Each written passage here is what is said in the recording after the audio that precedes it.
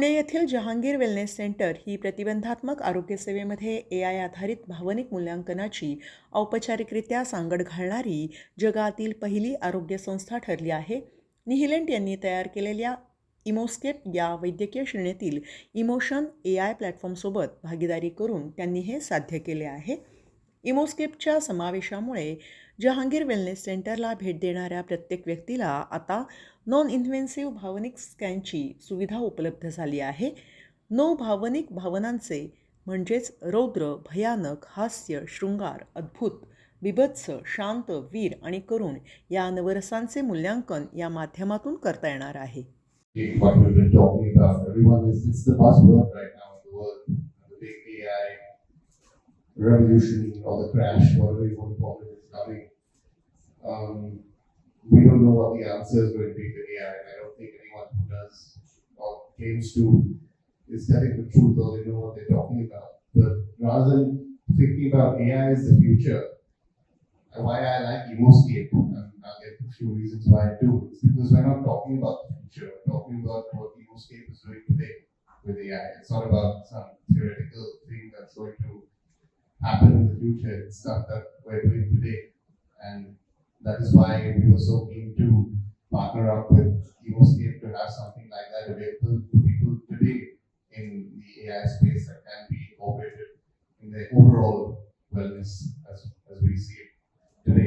मला हे बघताना म्हणजे सुरुवातीलाच जेव्हा मी त्याचं ऐकलं, मला सर्वप्रथम एक ह्याच्यावर अभिमान वाटला की हे आपल्या देशातल्या पूर्वज जे नाट्यशास्त्र होतं, इतकं जुनं शास्त्र आहे, त्याचा वापर करून. कारण नाही तर एक दुसरी तरीका कसा AI मध्ये तुम्ही खूप पेशंट्स बघायचे आणि त्याच्यातनं एक पॅटर्न तयार करतो आणि एक अल्गोरिथम येतो.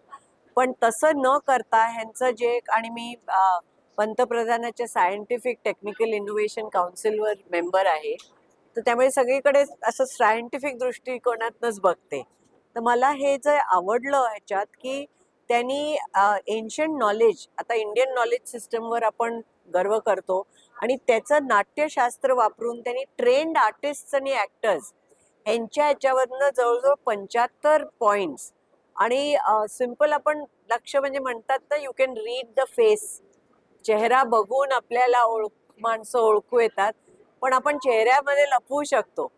पण ह्याच्यातनं जे भाव प्रकट होतात ते कार्डिनल पॉइंट्सवरनं जे भाव येतात, ते नुसतं तेवढं न करता तर 2-3 रीडिंग्स जे घेऊन त्याच्यानंतर तुमचं इमोशनल स्टेटस काय आहे, तुमच्यात एन्झायटी किती आहे, तुमच्यात स्ट्रेस किती आहे, तुमच्यात डिप्रेशन आहे का, म्हणजे हे सटल ह्याच्यावर ते, म्हणजे ह्यानी काय हे डायग्नोस्टिक टूल नाहीये, पण हे एक टूल आहे, डॉक्टरला सुद्धा उपयोगी पडेल आणि पेशंटला, किंवा पेशंट व्हायच्या आधी जे आपल्या सध्या समाजात सगळ्यांवर जितका इमोशनल स्ट्रेन येतो, तर आपण बघून की आपल्यावर आहे, तर त्याच्यावर आपण उपाय करायला, कारण नाही तर आपण वेळ काढत नाही, उपायाकडे बघण्याकडे आपल्याकडे वेळच नसतो.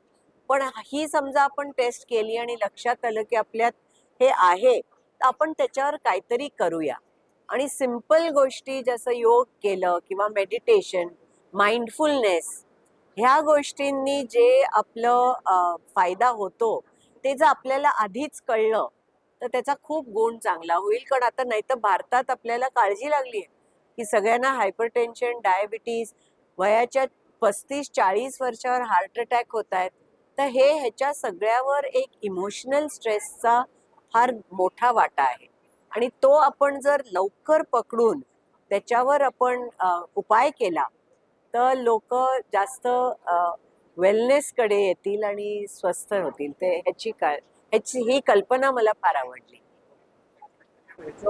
असू शकतो ना, म्हणून नाही, म्हणून AI मध्ये कसं असतं, मशीन लर्निंग पण आलं की जसं आपण, आणि म्हणून इमोस्केपची जी म्हणजे लोक, संदीप बोलले, ते म्हणले आम्हाला फीडबॅक पाहिजे, म्हणून आपण हे ट्राय म्हणजे घेताना सुद्धा की हे किती पट बरोबर होतं किती. आता आम्ही जी स्टडी MUHS मध्ये केली रेसिडेंट डॉक्टर्सवर, कारण रेसिडेंट डॉक्टर बोलू शकत नाही, दिवसभर आणि सिव्हिल हॉस्पिटलमध्ये काम करतात. तर आम्ही व्हॉलंटरी ठेवलं. 100 डॉक्टर्सनी पुढे आले आणि त्यांना आम्ही सांगितलं 2 प्रकारे आम्ही तुमचा स्ट्रेस लेवल बघू. एक इमोस्केपच्या थ्रू आणि एक स्टँडर्ड टेस्ट. सायकॉलॉजिस्टनी त्यांचा इंटरव्ह्यू घेऊन त्यांचं अनालिसिस केलं आणि असे केसेस आले की ह्याच्यात आमचं पिकअप रेट वॉज हायर. तर म्हणून आम्हाला असं वाटलं की आपण आपला चेहरा सुद्धा आपण अगदी खूप अभिनेत्री असू तर आपले इमोशन्स आपण लपवू शकतो, पण ह्याच्यात कसं तुम्ही स्वतःला फसवू शकत नाही आणि हे आपण स्वतः विचार करतो. आपण लोकांना फसवू शकतो, पण मी मलाच फसवू शकते का? तर नाही. तर मला वाटतं ह्याचं बरोबर आहे. I can't fool myself. Correct. तर इकडे इमोस्केप इम्प्लिमेंट केल्यावरती लोक जे इकडे फिजिकल चेकअपसाठी येतात त्यांना आपली इमोशनल स्टेट ह्याचाही चेकअप करता येईल आणि त्याच्यामुळे फिजिकल आणि इमोशनल हेल्थमधला जो कनेक्ट आहे तो इमोस्केपमुळे तो भरण्यात आला आहे आणि त्याच्याने सगळ्यांना म्हणजे त्यांना पेशंटना स्वतःला, त्यांच्या डॉक्टर्सना आणि त्यांचे क्लिनिशियन्सना सुद्धा आज इमोशनल स्टेटची जी माहिती मिळते त्याच्यामुळे त्यांना पेशंट्सला व्यवस्थित गायडन्स करायला कंप्लीट इन्फॉर्मेशन ही त्यांना उपलब्ध होते आणि त्या आधारावर त्यांना उपचार किंवा काही जे इंटरव्हेन्शन्स आम्ही म्हणतो जे काय जेणेकरून त्यांचं इमोशनल स्टेट आहे, प्रेशर जे आहेत ते कमी करण्यासाठी जे काही इंटरव्हेन्शन्स आहेत ते त्यांना ॲडवाईस करतो. हिंदीत बोलू, मराठीत बोलू? हिंदीमध्ये. हाँ, ये टेक्नोलॉजी यहाँ पर इम्प्लीमेंट करके अभी जो लोग फिजिकल हेल्थ चेकअप के लिए आते हैं उनको इमोशनल चेक और इमोशनल स्टेट पता करने का मौका मिल रहा है जो पहले कभी नहीं था. इस पहली बार दुनिया में पहली बार ये चीज़ हो रही है. तो इससे लोगों को अपनी इमोशनल स्टेट के बारे में पता चलेगा और उससे अपने फिजिकल हेल्थ का जो कनेक्ट है उसके बारे में भी उनको ज़्यादा जानकारी मिलेगी. और इनको जो क्लिनिशियंस या डॉक्टर्स जो भी ट्रीट करते हैं उनको भी इनका इस इंफॉर्मेशन का एडिशनल बेनिफिट होगा, उनको भी पता चलेगा क्योंकि ये ऑब्जेक्टिव टेक्नोलॉजी है